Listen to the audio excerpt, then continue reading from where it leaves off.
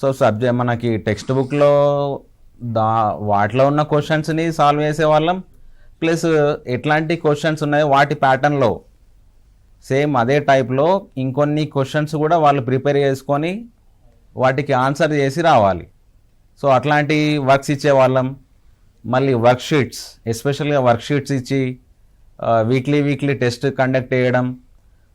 మళ్ళీ ఆ క్వశ్చన్స్లో కూడా మనకు simple, moderate and difficult type questions ఉంటాయి.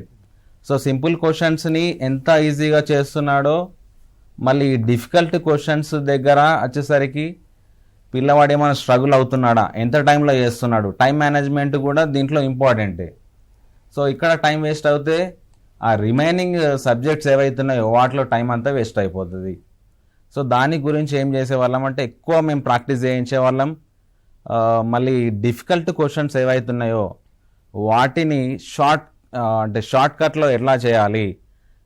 ఫర్ ఎగ్జాంపుల్ ఆల్ఫాబెట్స్ అన్ని రాసి, A to Z ఆల్ఫాబెట్స్ అని రాసి వాటి కింద నంబర్స్ వేయడం 1 2 3 4 5 అప్ టు 26 వరకు.